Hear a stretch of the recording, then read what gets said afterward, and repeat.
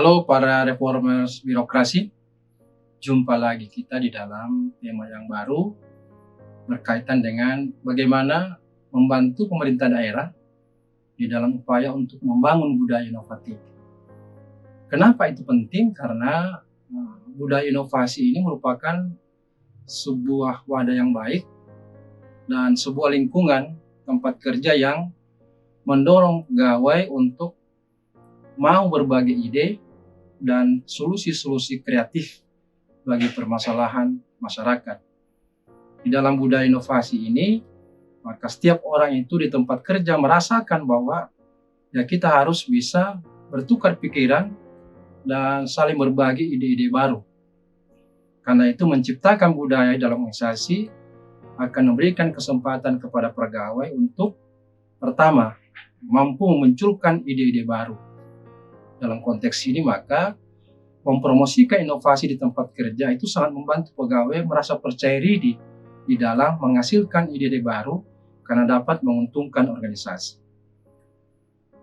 Yang kedua yaitu mampu meningkatkan produktivitas, baik tentu berkaitan untuk menghasilkan produk maupun jasa, dalam arti bahwa inovasi ini bisa membantu organisasi untuk meningkatkan produktivitasnya. Karena apa? Karena budaya di tempat kerja itu selalu terdorong upaya-upaya kreatif dan menghasilkan ide baru. Sehingga pimpinan dapat menggunakan kebiasaan ini untuk melakukan perbaikan pada produk atau jasa yang selama ini mereka berikan kepada publik, baik yang sudah ada maupun dalam kerangka untuk menemukan inovasi-inovasi baru. Tentu yang lain ini akan membantu organisasi untuk mendapatkan keunggulan atau mendapatkan kinerja yang tinggi dan berkelanjutan. Karena apa? Budaya inovasi ini bisa membantu organisasi untuk mendapatkan keunggulan di dalam bekerja sehingga berujung pada kinerja yang diharapkan. Mengapa? Karena ini memungkinkan organisasi untuk menciptakan produk atau jasa yang lebih baik yang selama ini mereka hasilkan. Nah, keunggulan yang demikian ini itu tentu dimiliki dan akan mengarahkan masyarakat atau publik yang dilayani untuk menilai dengan baik terhadap organisasi karena inovasi-inovasinya. Yang berikutnya saya kira bisa meningkatkan nama baik organisasi. Tentu ini merupakan akibat lain dari keberhasilan melahirkan inovasi ini yang sekaligus menjadi ajang untuk mempromosikan organisasi yang lebih baik di tengah masyarakat karena telah memiliki budaya inovasi. Yang kelima saya kira tentu akan menarik ini pegawai lain untuk ikut masuk dalam anggota organisasi yang didengar bahwa organisasi tersebut sangat kreatif, menghasilkan inovasi-inovasi dan masyarakatnya sangat puas atas kinerja daripada birokrasi pemerintahnya. Dan tentu secara internal ini mampu meningkatkan kepuasan pegawai. Jadi dengan budaya inovatif itu tentu akan berimplikasi pada kepuasan pegawai karena banyak pegawai merasa senang dan puas bekerja di lingkungan seperti ini, apalagi kalau dibarengi dengan pemberian bonus. Nah, cara yang kita bisa berikan kepada pemerintah sebagai bentuk tips untuk bagaimana daerah itu bisa membangun budaya inovatif, maka cara yang pertama saya kira harus mengembangkan keinginan tahuan dari para pegawai yang seringkali kita sebut dengan curiosity. Nah, jadi karena itu apakah orang-orang yang Anda cukup penasaran itu terlihat seringkali banyak mengajukan pertanyaan. Kalau tidak berarti keingintahuannya rendah. Nah, keingintahuan ini sangat membuat para pegawai untuk selalu berpikir. Dan karena kebiasaan mengajukan pertanyaan itu dan mencari jawaban baru, dan tentu hasil yang lebih baik, maka itu akan mendorong ide-ide baru, kreativitas baru untuk mencarikan solusi agar pertanyaan-pertanyaan tersebut bisa terjawab dengan baik. Nah, ini tentu mendorong berbagai macam uji coba yang tentu akan mendorong lahirnya inovasi-inovasi baru. Nah, karena itu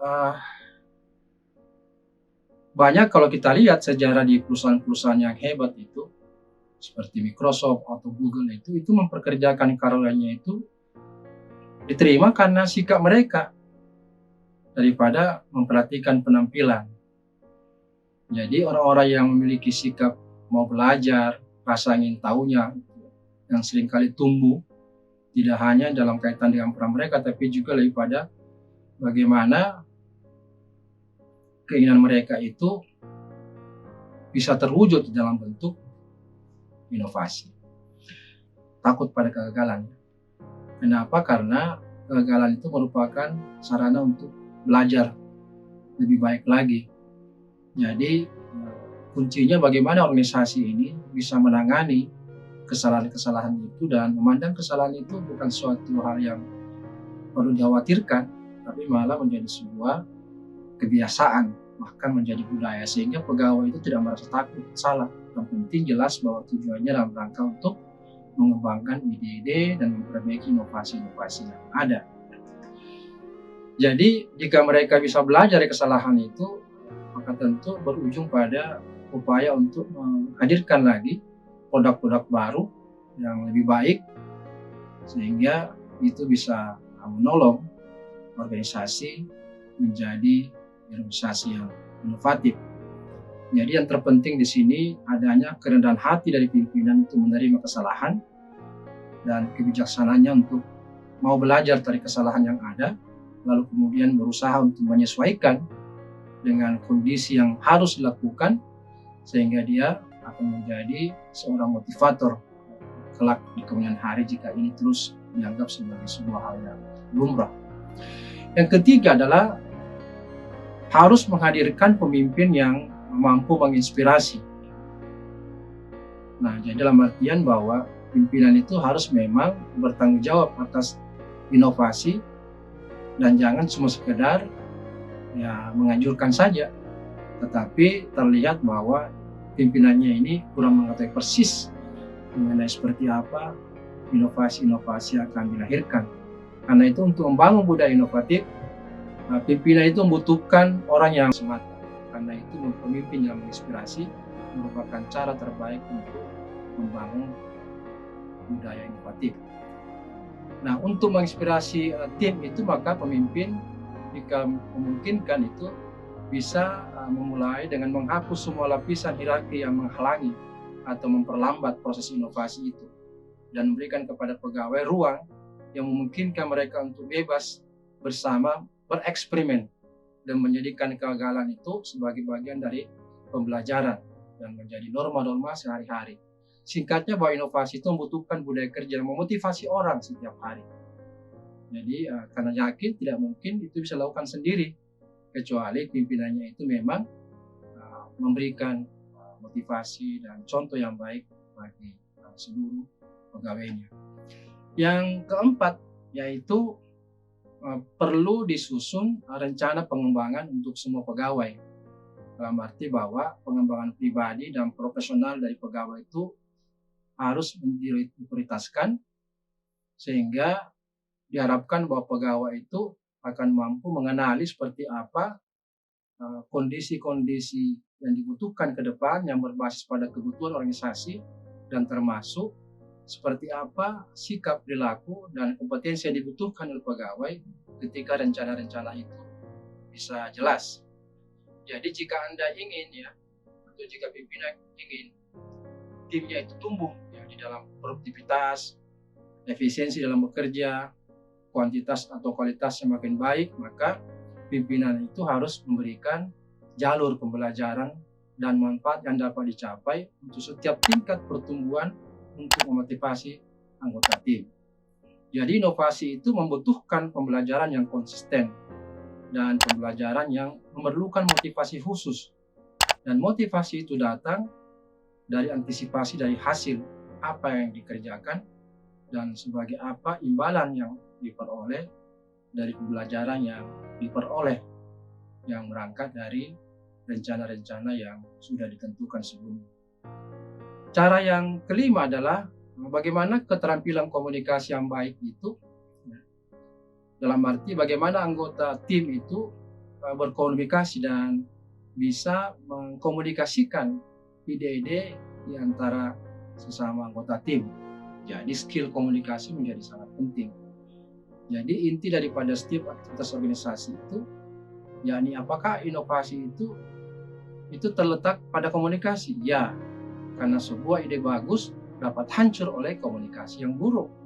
Dan bahkan orang-orang yang hebat pun dengan pengetahuan dan keahlian yang luar biasa itu dapat menjadi buruk ya, apalagi dalam konteks kepemimpinan. Kenapa? Karena kurang memiliki keterampilan mengkomunikasikan ide-ide mereka kepada anggotanya. Jadi jika Anda memiliki keterampilan komunikasi yang buruk, tidak peduli seberapa mengesankan kisah inovasi Anda mungkin tidak dapat menginspirasi siapapun, bahkan orang Anda sendiri, apalagi masyarakat, jika Anda gagal untuk mengkomunikasikan. Jadi paling sering itu nilai ide Anda itu hanya sebaik keterampilan komunikasi Anda. Jadi kalau ide itu walaupun mungkin tidak baik, tapi penyampaiannya bagus menjadi baik. Tapi yang kita harapkan bahwa ide-ide baik dan cara mengkomunikasikannya juga baik. Nah inilah tips yang saya kemukakan mengenai bagaimana cara membantu pemerintah daerah untuk bangun budaya inovatif. Saya kira mudah-mudahan ini bisa bermanfaat. Sampai ketemu di tema lain. Salam reformasi birokrasi.